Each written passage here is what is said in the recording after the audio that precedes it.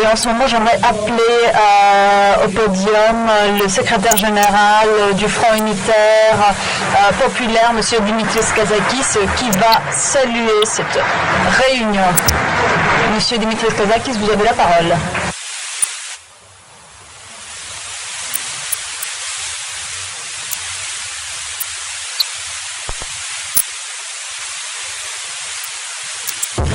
Chers combattants, amis, chers invités, je vous souhaite la bienvenue de la part du secrétariat politique du Front unitaire populaire sur la démocratie, la monnaie nationale et la dette.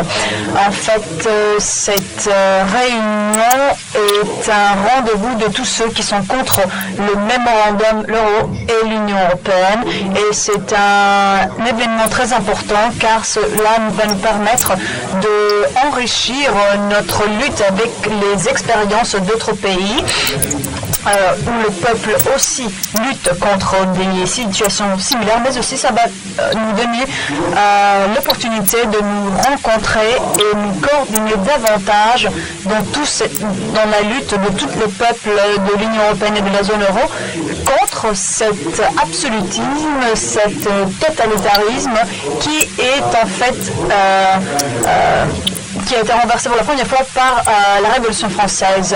En fait, ce qui se passe en Grèce, c'est un exemple vivant du changement de l'Union européenne dans cette fédération européenne, comme elle a été appelée par Barroso lui-même en septembre 2012.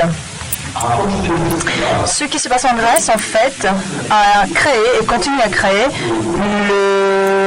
la base politique et légale pour ce changement de l'Union européenne.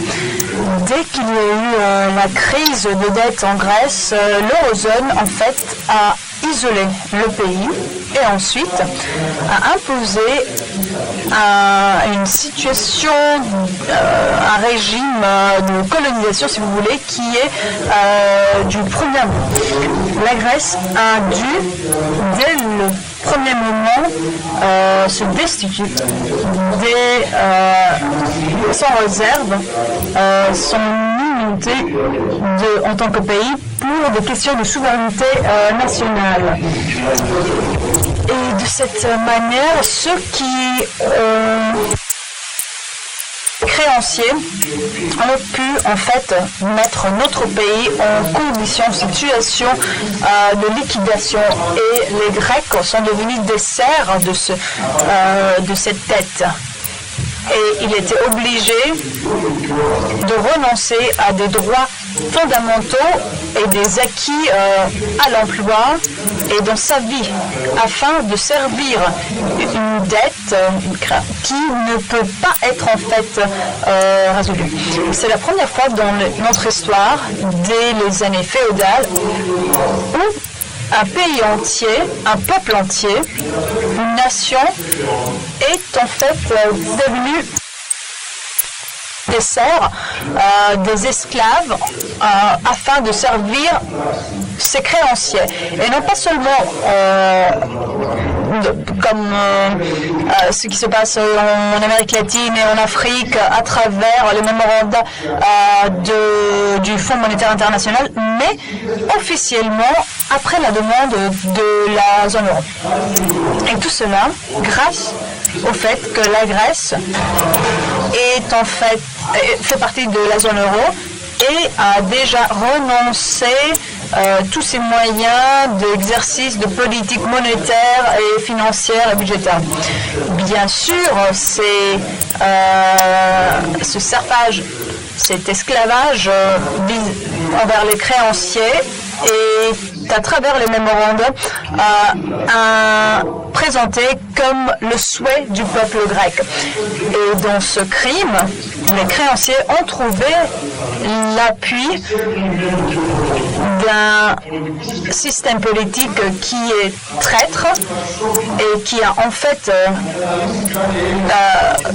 s'est dévêtu de toute notion de démocratie et de république en grec afin de servir les intérêts des marchés financiers. Et pour cela, nous considérons que la Grèce, dès le 6 mai 2010, est sous occupation qui a comme but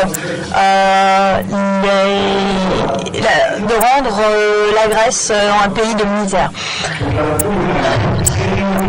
On a vu des commissaires étrangers avec le Troïka de venir ici afin de contrôler et appuyer toutes les propositions.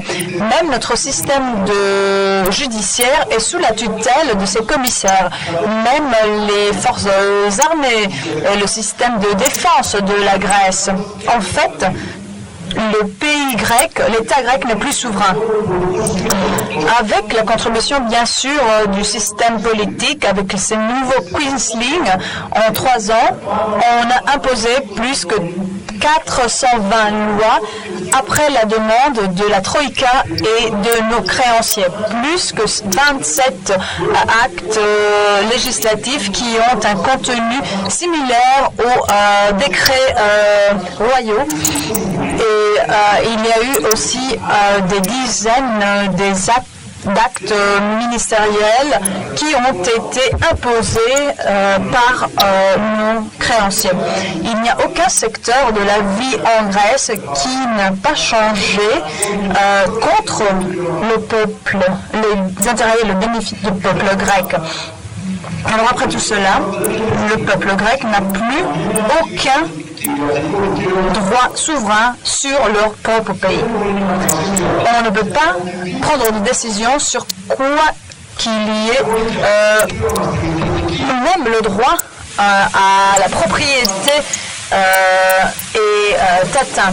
Tout en Grèce, bien la richesse publique et privée en Grèce et tout est dans la disposition de nos créanciers et de la Troïka. Les Grecs sont en ce moment ont accumulé des dettes qui sont plus exorbitantes qu'avant.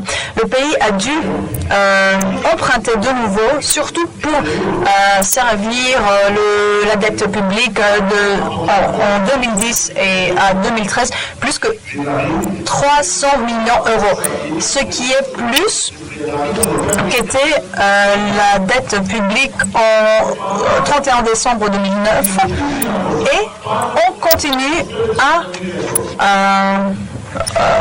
avoir une dette de plus de 325 milliards d'euros.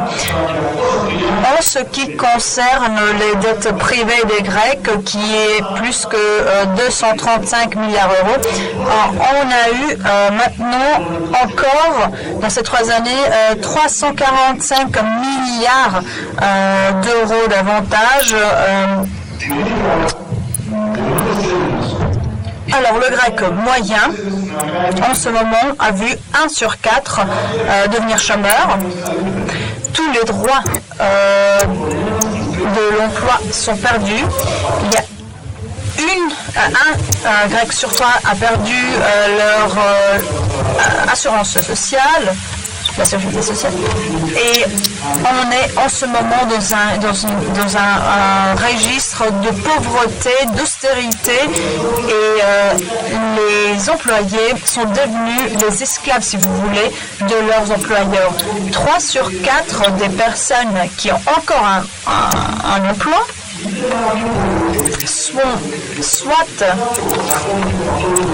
reçoivent moins que le SMIC, qui a déjà été bien réduit, ou bien ne sont pas payés à temps par leurs employeurs.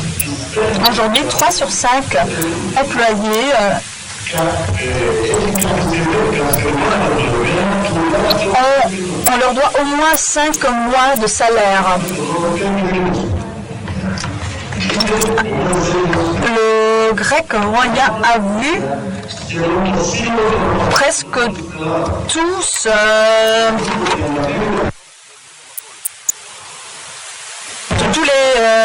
toutes les personnes qui travaillent indépendamment à perdre leur travail. La plupart des petites et moyennes entreprises ont en fait fermé et les grandes entreprises ont réduit leurs activités ou bien ont quitté la Grèce. Les investissements dans l'économie grecque est tombé du 22% du PIB à 12%, en rendant la Grèce le pays avec le plus grand désinvestissement au plan mondial. On a vu aussi la pauvreté et la misère se répandre partout et bien sûr l'immigration des jeunes Grecs qui a atteint presque le niveau des années 1960 quand on a eu la plus grande vague d'immigration de la Grèce. En deux pays, en 2011 et jusqu'à 2013, la population de la Grèce a diminué par 80 000 personnes en valeur absolue pour la première fois depuis la Seconde Guerre mondiale. Alors, après tout cela, 98% de la population grecque qui, selon les sondages s'attend au pire, maintenant, ils ont absolument raison. Alors si on continue dans cette voie, si on souhaite rester à la zone euro, qui a, comme cela a été dit par Barroso, la Commission européenne a un statut officiel de supra-gouvernement et c'est la Commission qui a la supervision mais aussi le contrôle du système bancaire dans la zone euro et l'Union européenne en général. Alors pour nous, il n'y a pas de dilemme en fait. C'est très clair. Soit on reste dans la situation telle qu'elle est et on essaie de trouver des moyens de gérer mieux, soit on renverse tout ça, il n'y a pas de troisième voie. Alors si on s'attend au Deus ex machina qui va changer les choses, eh bien on atteint la destruction, et non pas seulement nous, mais tous les peuples de la zone euro. Une proposition réaliste est celle qui couvre le peuple, les nations des atteintes. On ne peut pas permettre de continuer cette situation. Notre obligation est en fait patriotique. On doit nous libérer de ce régime, le régime qui est le pire suite à celui de Hitler. Alors il faut avoir une Europe dont les peuples seront souverains, les nations sont souveraines et vont prendre des décisions eux-mêmes seulement pour leur présent et leur futur. Une Europe de nations souveraines, indépendantes et autonomes qui peuvent mener à une Europe d'amitié, de solidarité. On ne peut pas œuvrer ensemble si on est les serfs, les esclaves des cartels bancaires. Et l'oppression n'apporte que des guerres d'esclavage et peut être enlacée avec des mouvements nationaux et populaires. Le peuple grec ne va pas leur permettre de les détruire et on a besoin seulement, on est juste un pas avant de prendre notre futur dans nos mains. Et soyez certains que le peuple grec est prêt à contribuer à la lutte commune de tous les peuples de l'Europe et non pas seulement Le peuple grec a déjà donné cet exemple passé contre les armées d'Hitler. On était les premiers victorieux pour la liberté, la démocratie, la souveraineté nationale. Et à travers tous les sacrifices, les Grecs sont prêts à redonner l'exemple pour tous les peuples. Soyez certains, 2014 sera l'année du peuple grec. L'année qui va être commémorée pour la démocratie et la liberté dans toute l'Europe, comme le 28 octobre en 1940, quand le peuple grec a commencé la lutte contre les fascistes et les ont vaincus. Et voilà, nous sommes prêts à lutter contre ce nouveau fascisme, le fascisme des marchés financiers, et on va aussi en sortir victorieux. Merci beaucoup.